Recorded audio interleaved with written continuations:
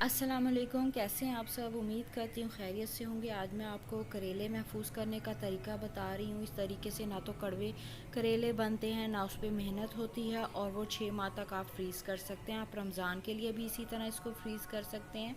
करेले धोकर मैंने अच्छे से खुश्क कर लिए हैं। इसके बाद मैंने इसका छिलका उतार के इसके बीज निकाल दिए हैं और इनको ट्रे में फैला दिया है। इसकी आपको थिकनेस चेक कर लें। इससे ज़्यादा जो मैं आपको थिकनेस दिखा रही हूँ, इससे ज़्यादा करेले बिल्कुल मोटे नहीं होने चाहिए। इतनी थिकनेस आपने इसकी रखनी है।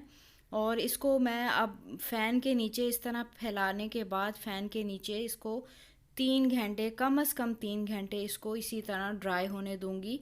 आप किसी बड़े कपड़े पर फैला दें इस तरह करेलों को। इनको धूप में नहीं, फ़ैन के नीचे आपने इस तरह फैला देना है 3 से 4 घंटे। अगर फ़ैन नहीं भी है तो कोई मसला नहीं, सर्दियों में आप बस कपड़े पर फैला दें 3-4 घंटों के लिए।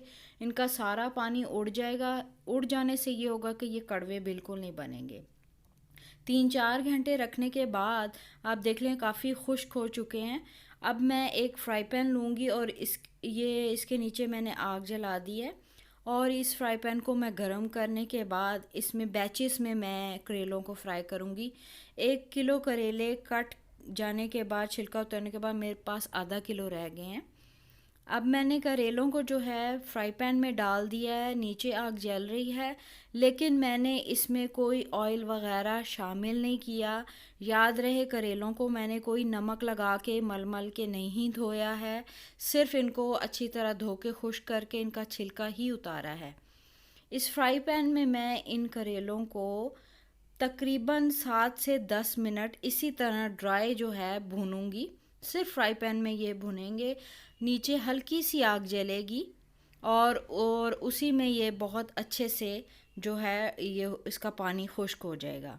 बेसिकली हमारा मकसद है इसका पानी खुश्क करना।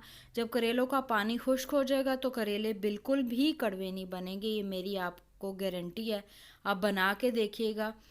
देखें, बिल्कुल ये पानी इसका खुश्क हो चुका है और करेलों का जो कलर है वो भी चेंज हो चुका है। अब मैं इसमें जो है ऑयल शामिल करूँगी। आप इसमें थोड़ा सा ऑयल डालिएगा, बैचेस की सूरत में इनको फ्राई कीजिएगा। ये ऊपर नीचे आ जाते हैं तो कुछ रह भी जाते हैं। मैंने इसमें सिर्फ 2 चमचे ऑयल डाला था, आप 1 ही चम्मच डालेंगे काफ़ी होता है। बिल्कुल हल्के से ऑयल में आप इसको फ्राई कर लेंगे। घी के भरे हुए करेले नहीं होते, ना हैवी फील होता है, ना ये कड़वे होते हैं। अब इस आंच पर जो है मैं इसको तकरीबन 20 मिनट हल्की आंच पर, बिल्कुल दम वाली आंच पर मैंने इसको 20 मिनट के लिए फ्राई कर लिया और ये बहुत अच्छे क्रंची हो चुके हैं। आपने 20 मिनट से आधा घंटा 1 चम्मच ऑयल में इनको फ्राई कर लेना है। बहुत अच्छे क्रंची हो चुके हैं और अब मैं इसको जो है प्लेट में निकाल लूँगी। तकरीबन ये 25 से 30 मिनटों में हुए और अगला बैच शामिल कर दूँगी। ये 1 किलो करेले हैं जो बनने के बाद मेरे पास तकरीबन पौना किलो या आधा किलो के करीब रह गए हैं।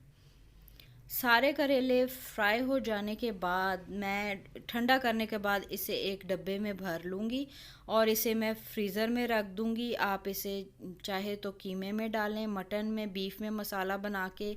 आपका टाइम भी बचेगा रमज़ान में, और ये आप अगर 6 माह बाद भी बनाएंगे तो ये इसी तरह रहेंगे। ट्राई कीजिएगा। अल्लाह हाफ़िज़।